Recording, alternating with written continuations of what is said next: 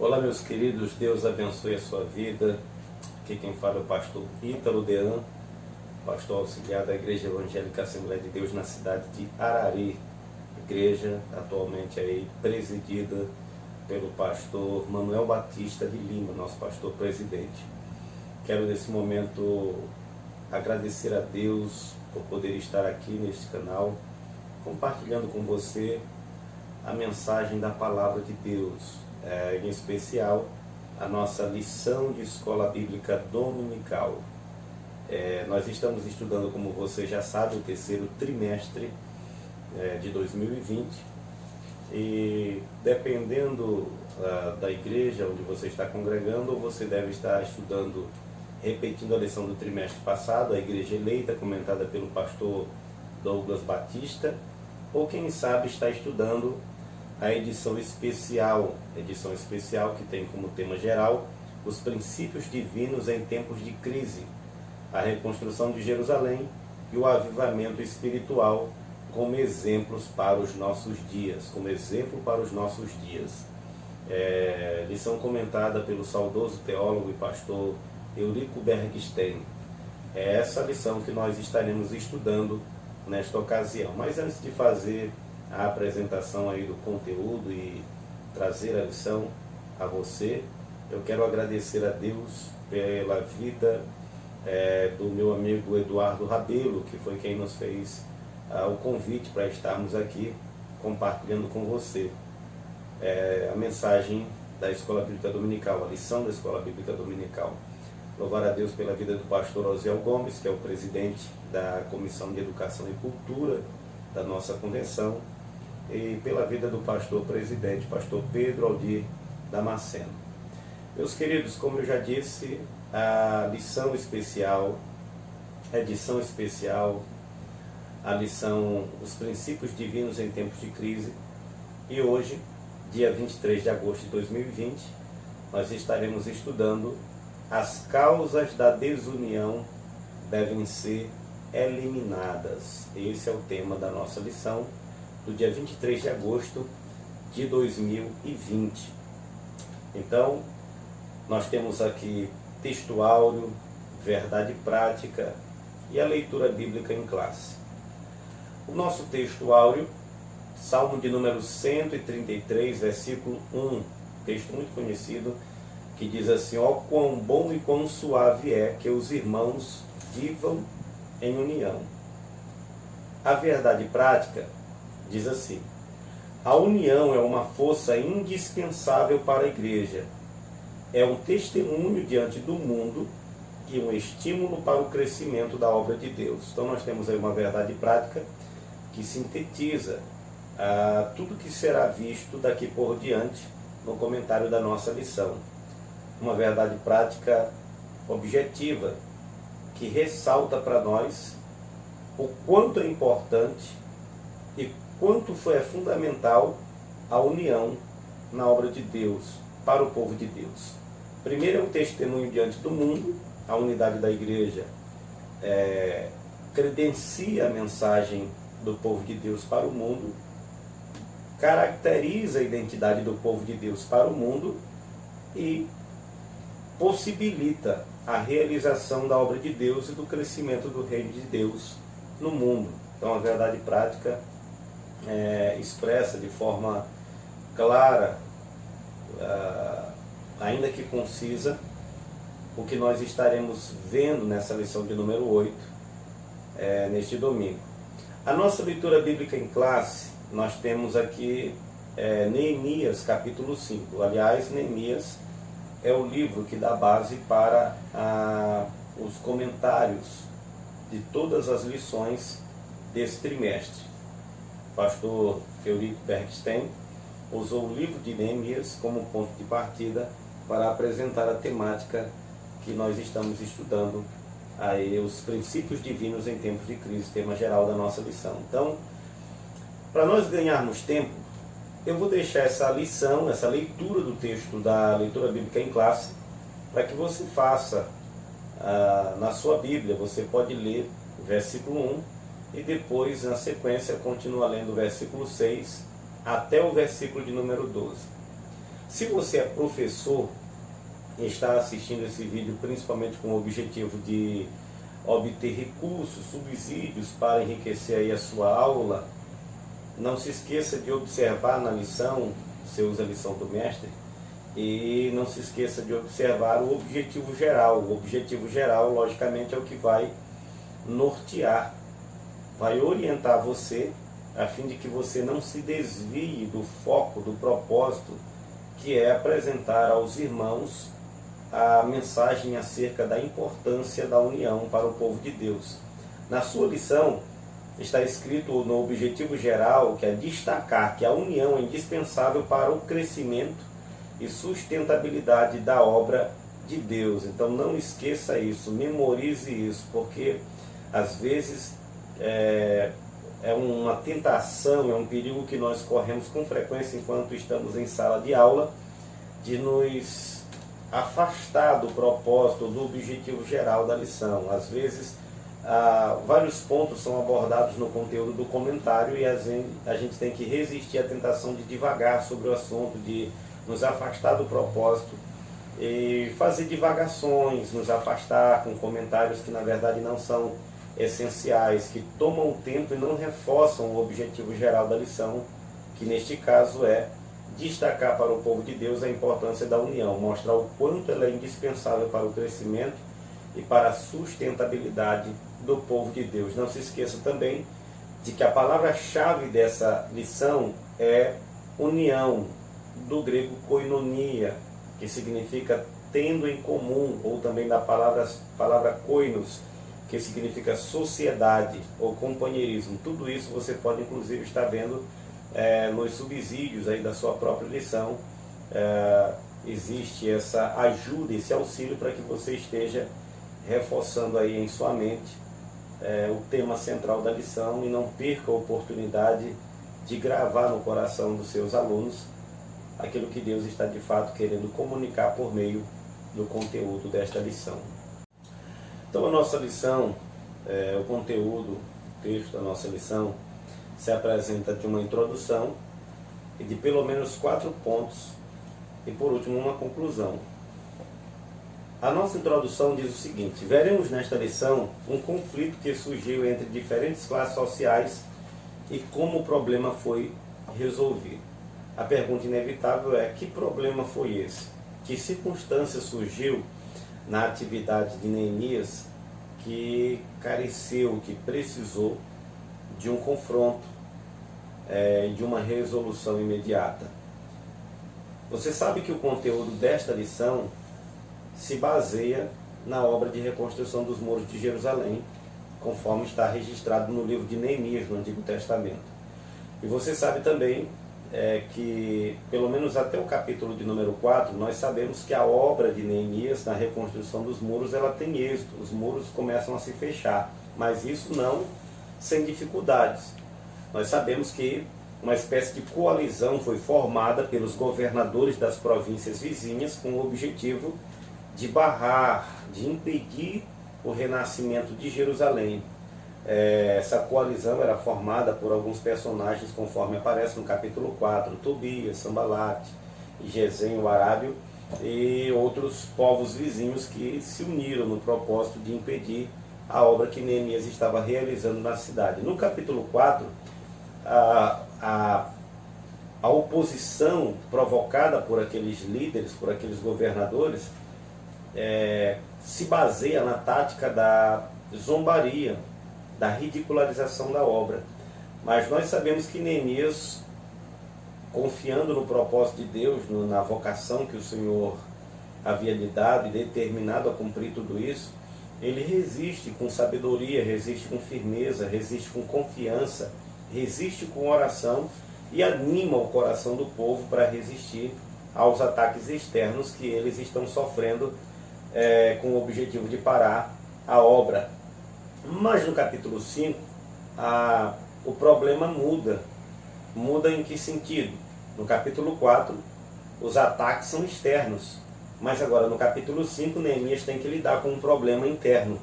Entre os próprios judeus surge uma queixa, surge uma dificuldade, um problema que poderia inclusive dividir a força de trabalho de Neemias e fazer, logicamente, malograr o seu trabalho, fracassar o seu trabalho.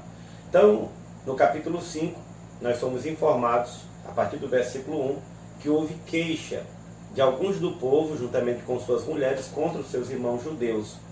E nós vamos ver mais adiante qual era a natureza desse problema. Mas o que nós precisamos destacar para os nossos alunos, a partir desta introdução, é o problema interno que surge no processo de reconstrução dos muros de Jerusalém. Levando em consideração a essência da unidade, como característica do povo de Deus, do povo de Israel na Antiga Aliança, e como é também da Igreja no Novo Testamento, nós precisamos considerar agora por que a união é tão importante para o povo de Deus. No primeiro ponto, o pastor Eurico Bergstein levanta a questão de como a união caracterizava os judeus libertos do cativeiro. E ele apresenta para nós aí pelo menos três subdivisões desse ponto, que nós iremos considerar rapidamente. Em primeiro lugar, qual era a base desta união? Qual era a base da união do povo de Israel nos dias de Neemias? Ora, em primeiro lugar, todos eram o mesmo povo, eles eram descendência de Abraão, eles eram o único povo que confessavam a fé no único e verdadeiro Deus. Isso sempre foi uma marca característica, era um fundamento da unidade do povo de Israel. Eles eram descendência de Abraão, era o povo a quem Deus havia escolhido desde o princípio,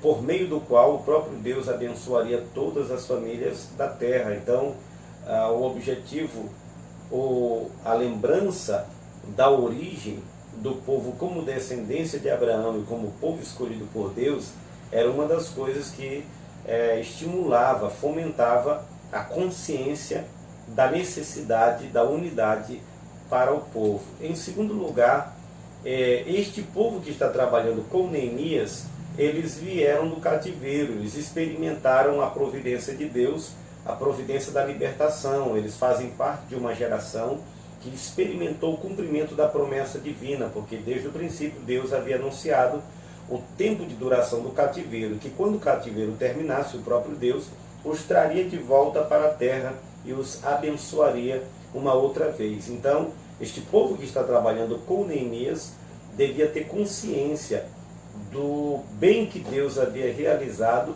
sobre aquela geração e usar isso como uma base para a unidade. Deus os estava restabelecendo em sua própria terra, Deus os estava repatriando e Deus os estava abençoando aquele povo. Eles deveriam então usar isso como um estímulo para preservarem o vínculo da unidade. Em segundo lugar, segunda subdivisão, esta união entre os judeus simboliza inclusive a união que deve haver na Igreja de Deus. Eurico Bergstein usa a questão da unidade que deveria existir entre o povo judeu como uma necessidade, logicamente, da Igreja também no Novo Testamento. Desde o princípio, o propósito de Deus foi o de unificar em um mesmo corpo judeus e gentios. Isso aqui eu estou apresentando para você como um acréscimo. Se você quiser fazer as suas anotações aí nas margens da sua revista, faça isso porque vai lhe ajudar bastante. Então, no capítulo 2, nós ficamos sabendo, por meio do apóstolo Paulo, que sempre foi o propósito de Deus unir judeus e gentios em um único corpo, que logicamente nós chamamos de igreja, conhecemos e chamamos ou designamos de igreja. O episódio registrando a experiência dos judeus na reconstrução dos muros de Jerusalém é uma imagem perfeita dessa realidade pretendida e determinada por Deus para a igreja. Assim como a unidade do povo foi quesito fundamental para o êxito da reconstrução dos muros, a unidade do povo de Deus na igreja também é quesito fundamental para o sucesso da obra da igreja no mundo. Nós sabemos que a igreja de Deus está empenhada, está responsabilizada por Deus e deve estar empenhada no propósito de fazer a obra de Deus, de cumprir a sua missão. Nós temos a responsabilidade de cumprir o nosso papel de ser uma comunidade de adoração a Deus, conforme está registrado na primeira carta de Pedro, no capítulo 2, versículo 5, onde Pedro diz que nós somos constituídos por Deus, casa espiritual, para oferecer a Deus sacrifícios de louvor.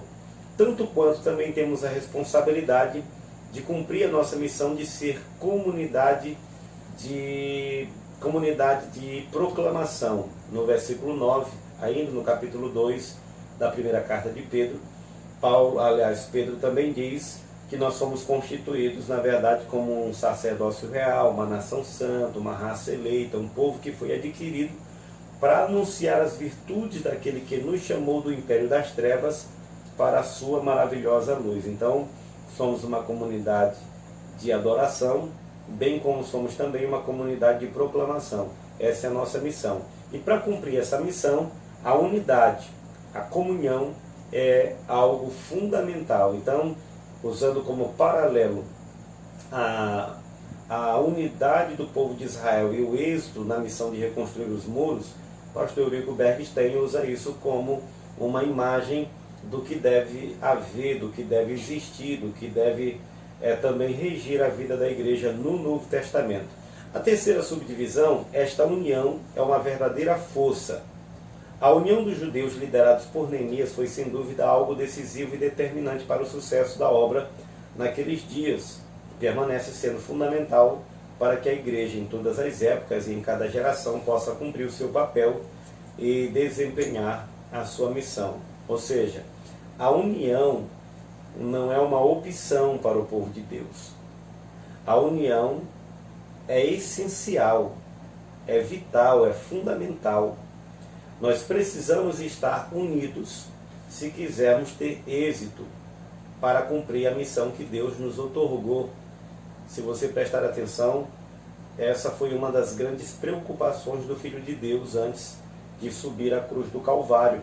No capítulo 17, na chamada oração sacerdotal de Jesus, nós podemos ver claramente que o que ocupa o pensamento do Filho de Deus e, logicamente, as suas palavras na sua oração sacerdotal é a petição de que os discípulos pudessem ser um, alcançar um nível de unidade que pudesse tornar eles tanto como uma referência, que pudesse comprovar a filiação deles com o próprio Deus, que pudesse revelar o caráter de Deus e que tornasse essa comunidade unida a fim de que a obra dela e a obra de Cristo fosse executada com precisão. A missão que Deus havia confiado à igreja não viesse a fracassar na mão dos discípulos. Então, aqui nós temos, neste primeiro ponto, a base da unidade dos judeus, a unidade dos judeus como uma imagem para a igreja, da unidade da igreja, a necessidade que a igreja tem de permanecer unida, e uma amostra de como essa unidade é poderosa. Unindo o povo, mantendo o povo unido, Neemias conseguiu reconstruir os muros da cidade em apenas 52 dias. Uma obra que parecia impossível se tornou possível porque o povo era um. Os problemas que eventualmente surgem no desempenho da missão da igreja, eles serão superados à medida em que a igreja também se tornar uma. Então é isso que versa, sobre isso que versa o primeiro ponto desta lição. Agora, no segundo ponto, nós temos a união entre os judeus que estava ameaçada.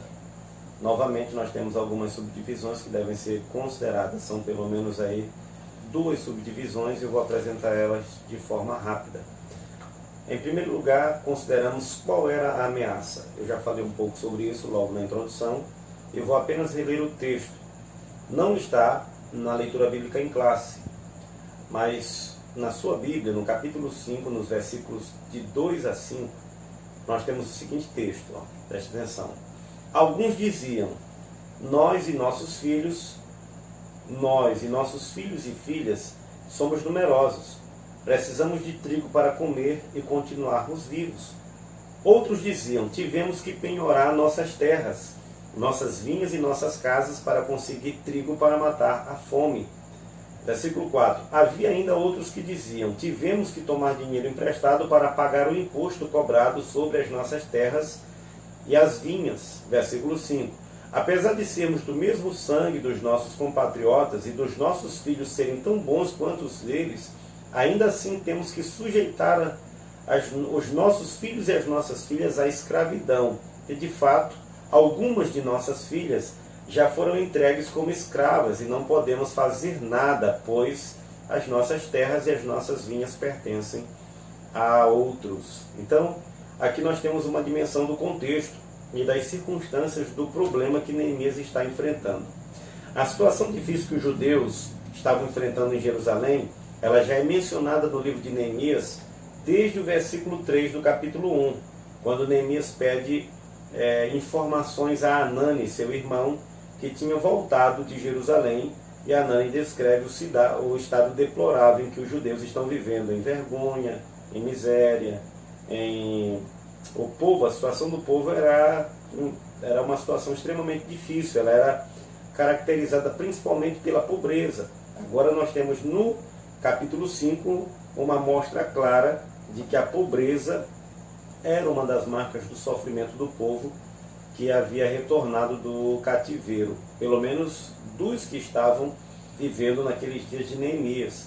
E essa pobreza, ela era provocada por pelo menos duas razões. Primeiro, os altos tributos que eram cobrados pelo governo persa, os tributos que eram cobrados das terras e das propriedades dos judeus que estavam vivendo em Jerusalém ou em Judá.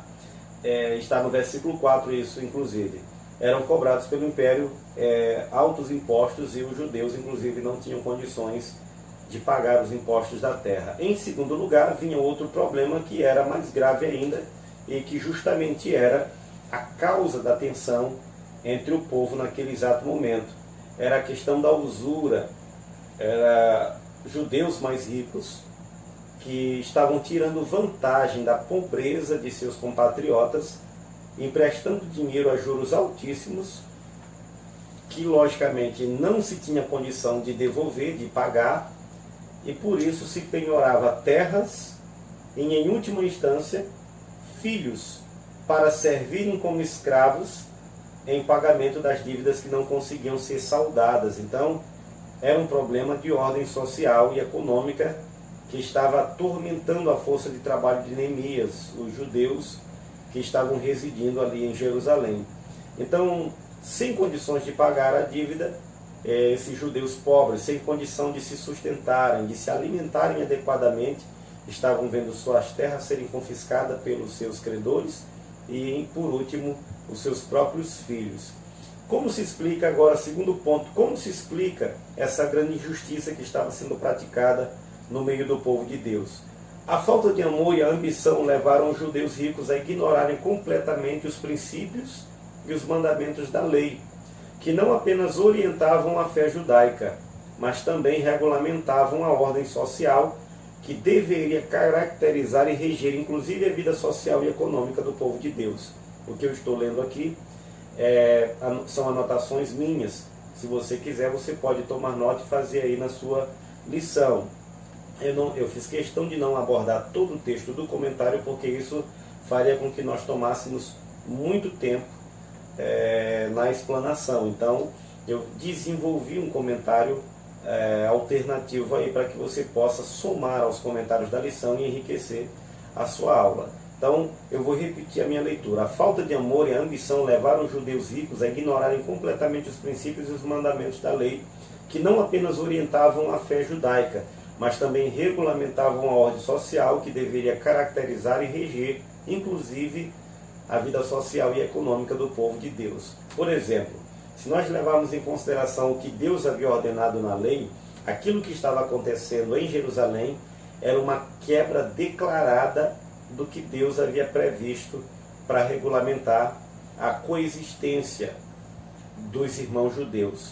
Em Êxodo, capítulo 22, versículo 25, por exemplo, nós lemos o seguinte: o próprio Deus, por intermédio de Moisés, estabelece a ordem, dizendo: se emprestares dinheiro ao meu povo, ao pobre que está contigo, não te haverás com ele como usurário, não lhe imporeis usura.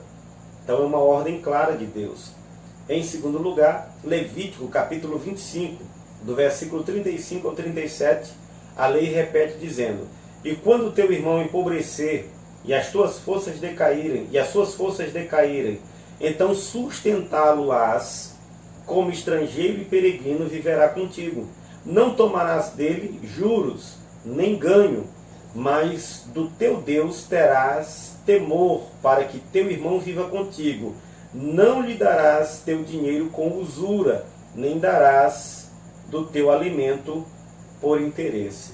Era justamente o que estava acontecendo. Tanto que quando Neemias começa a abordar a questão, ele reúne os nobres de Jerusalém e acusa eles de estarem sendo de fato usurários para com seus irmãos, estarem cobrando juros altíssimos, na verdade, dos seus irmãos, aproveitando-se da situação de calamidade, de pobreza, para tirar vantagem, para adquirirem mais terras, adquirirem mais escravos e enriquecerem cada vez mais, enquanto parte considerável da população estava empobrecendo cada vez mais. Então esse é o problema. O que está acontecendo é justamente isso. Neemias está liderando um povo para restabelecer uma cidade, reconstruir os muros, restabelecer a segurança de Jerusalém, mas a obra de Neemias deve ir além de tudo isso. O povo de Deus precisa não apenas de uma restauração da infraestrutura da cidade de Jerusalém, eles precisam de uma restauração completa, de uma restauração da comunhão, inclusive, que está ameaçada. E Neemias, ele lida com esse problema, mostrando claramente que os nobres de Jerusalém, eles não estão amando os seus irmãos, eles não estão temendo a Deus, e eles estão quebrando a lei, eles estão transgredindo a lei que regulamentava que esse tipo de comportamento não deveria ser praticado no meio do povo de Deus. No ponto 3, Neemias solucionou o problema. Nós temos novamente 3 subdivisões que precisam ser consideradas nesse ponto 3. Em primeiro lugar, Neemias convoca um grande ajuntamento. Se você ler o texto, você vai perceber que a princípio Neemias convoca os nobres. Ele dialoga com os nobres. Ele, na verdade, quando fica ciente da situação, ciente do que está ocorrendo, a Bíblia diz que ele fica irado, ele se revolta com aquele tipo de injustiça que está sendo praticada pelo povo de Deus. Aquele povo não deveria estar falhando daquela maneira, não deveria estar existindo. Neemias, na verdade, enche-se de zelo, porque aquela é uma condição que não deveria estar presente entre aqueles que formavam o povo de Deus, o povo da aliança. E ele, a princípio, tem um diálogo com os nobres e, em seguida, ele convoca uma assembleia. Com muita determinação, com muita coragem, sem fazer rodeios, sem se esquivar de sua responsabilidade, Neemias convoca uma espécie de assembleia. Ele convoca um ajuntamento, conforme está no versículo 8 do capítulo 5, para lidar com a situação. Em segundo lugar, Neemias faz uma proposta conciliadora.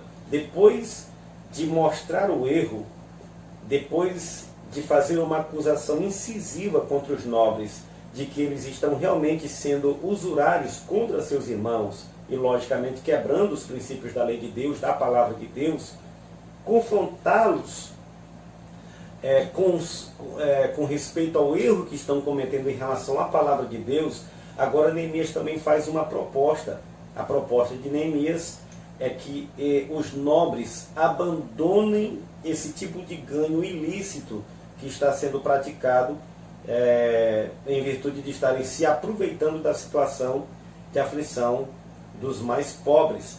Mas o que é interessante é que Neemias, ele soluciona o problema de uma maneira completa. O que ele apresenta não é uma medida paliativa. O que ele apresenta, na verdade, é uma proposta incisiva para erradicar o mal que está sendo praticado pelo povo e que está naturalmente provocando a divisão, a queixa. O que ele diz? Ele não apenas orienta os nobres a abandonarem aquele tipo de ganho, como também, a partir daquele momento, a restituir aos pobres aquilo que eles haviam tomado, restituir campos, restituir filhos e inclusive usarem de sua condição para cumprir aquilo que a lei previa. E o que a lei previa? O próprio Deus, nas passagens que nós lemos anteriormente, em Êxodo e em Levítico, diz que se um judeu se achasse em condição de dificuldade, pobreza, outro judeu ou outros judeus da comunidade que estivessem em condição de lhe socorrer, iriam sustentá-lo até que ele saísse daquela situação difícil. Então o que Neemias orienta o povo a fazer a partir de agora? Os nobres, a partir de agora, não apenas vão parar com a ideia de estar emprestando dinheiro a juro para os seus irmãos e a partir daí confiscando terras e filhos como escravos. Eles vão restituir aquilo que pegaram e vão cumprir a lei, sustentando os seus irmãos mais pobres até que eles saiam da dificuldade em que estavam vivendo. Agora isso está no versículo 10 e no versículo 11. Terceira subdivisão, a proposta de Neemias foi acatada. A graça de Deus está sobre Neemias. Ele é um líder determinado, ele é um líder preocupado com o testemunho do povo de Deus, preocupado com a unidade do povo de Deus, e por isso ele não foge de sua responsabilidade, ele confronta o problema e Deus lhe dá graça diante do povo e ele consegue a solução do problema. A proposta dele foi acatada pelos nobres. O versículo de número 12 tem agora a palavra dos próprios nobres respondendo a Neemias e dizendo a ele o seguinte: restituir-lhes-emos e nada procuraremos deles. Faremos assim como tu dizes. Os nobres acataram. Eles entenderam que aquele era um momento de restauração promovido por Deus. E eles não resistiram. Talvez a princípio fosse difícil para eles renunciar aos ganhos que estavam obtendo. Mas nesse momento, eles acataram a palavra de Neemias e colocaram a palavra de Deus também acima de seus interesses pessoais. Eles acataram a palavra e fizeram uma aliança de que a partir daquele momento eles iriam restituir e cumprir a palavra que Neemias havia dado. Com isso, nós temos aqui a solução para o problema. O ponto 4, a paz voltou a reinar entre os judeus. A unidade da força de trabalho de Neemias está ameaçada por causa de uma crise. Mas, a partir do momento em que Neemias toma conhecimento do problema, ele confronta o problema, apresenta uma solução, e a solução é acatada de fato. Com isso, ele traz de volta a paz e elimina o mal que ameaça a unidade do povo de Deus. Com isso também, ele garante que a sua força de trabalho permaneça servindo na obra de reconstrução dos muros. Aqui nós temos então, novamente, 3 subdivisões. Primeira, surgindo um problema entre os irmãos, deve logo ser tratado com muita diligência. Nós não podemos deixar para depois o que deve ser feito hoje, o que deve ser feito agora. Muitas vezes problemas proliferam, crescem e comprometem a unidade da igreja porque a liderança às vezes falta com a sua responsabilidade de tratar dos problemas. Isso pode acontecer numa instituição, pode acontecer num ambiente de trabalho, pode acontecer dentro de um lar e pode acontecer numa igreja. Alguns problemas que surgem, eles carecem de serem tratados imediatamente. É engraçado isso, mas é justamente o que o texto nos mostra. Neemias é um líder tão competente que ele não deixa para depois, ele não finge que o problema não é dele, ele não foge de sua responsabilidade, ele está empenhado em fazer uma obra para Deus e, portanto, tudo aquilo que representa uma ameaça ao propósito dele como líder do povo do Senhor, ele imediatamente cuida de tratar. Ele está pronto não apenas para lidar com os problemas externos, mas está pronto também para lidar com os eventuais problemas internos. Com Neemias, a liderança da igreja da nossa geração deve aprender. Não devemos fugir de nossa responsabilidade de confrontar problemas internos que surgem nas nossas congregações locais. Precisamos aprender a lidar com sabedoria, com diligência, com coragem e, acima de tudo, pautados na palavra de Deus e objetivando a honra e a glória do próprio Deus. Em segundo lugar, problemas relacionais devem ser tratados carinhosamente. Embora o texto mencione que Neemias ficou irado com aquela situação, nós vamos perceber que no mesmo versículo onde a ira de Neemias é mencionada, ele vai dizer assim: e eu ponderei sobre o caso. Ou seja, não foi a ira que impeliu. A ira, neste caso, é o zelo que Neemias sentiu pela obra do Senhor. A ira de Neemias é uma ira justa. Ele olha para o povo de Deus e diz: isso não deveria estar acontecendo, nós somos o povo do Senhor, isso não deveria estar acontecendo entre nós. Isso é zelo. Mas ele não age baseado a princípio, na ira que lhe surge. Ele pondera sobre o caso. O texto diz claramente que ele pensa sobre a situação.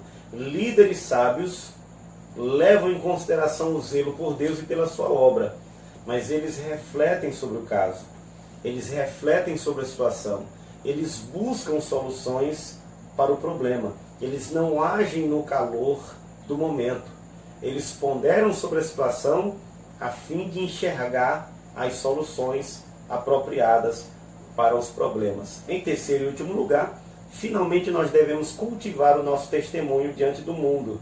A união entre os crentes é o selo da estabilidade espiritual e da paz na igreja, conforme João capítulo 17, versículo 4, um texto que inclusive eu já citei. Então, queridos, fica evidente para nós aqui, com base na lição, nos comentários da lição apresentados aqui pelo saudoso pastor e teólogo Eurico Bergstein, que a união é algo fundamental para o povo de Deus. Tomando a experiência de Neemias no capítulo 5, nós temos aqui uma imagem clara de que problemas eventualmente surgem, problemas internos. Além dos problemas externos com os quais a igreja do Senhor precisa lidar, ela precisa estar preparada para lidar com os problemas internos que também surgem no meio da comunidade, no meio das congregações. E é necessário que os líderes da nossa geração aceitem a sua missão, a sua responsabilidade de preservar a todo custo o vínculo da unidade da igreja, porque a unidade é fundamental. A unidade do povo de Deus é determinante para o progresso da obra de Deus no mundo. Além de ser uma característica vital do povo de Deus como um testemunho para o mundo, também é fundamental para o êxito, para a realização da obra de Deus, para o sucesso da realização da obra de Deus no mundo. Então, o que nós temos aqui são lições importantes, baseadas no incidente, na experiência de Neemias, no capítulo de número 5, os problemas internos que passaram a surgir durante a obra de reconstrução dos muros de Jerusalém, mas que foram solucionados por aquele grande líder do povo de Deus, e como a obra continuou avançando, apesar das dificuldades que surgiram.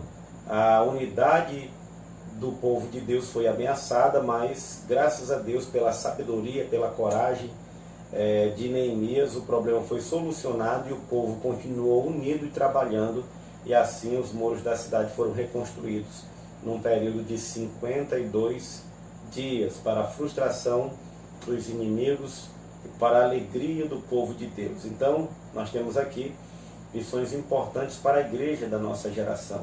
Nós precisamos aprender a importância da unidade para o povo de Deus e também continuar os nossos esforços no objetivo de preservar a nossa comunhão, a comunhão entre os crentes, porque isso justamente é o que vai proporcionar à igreja estabilidade espiritual e vai também credenciar o testemunho da igreja diante do mundo e vai também garantir o sucesso da obra da igreja de Deus no mundo.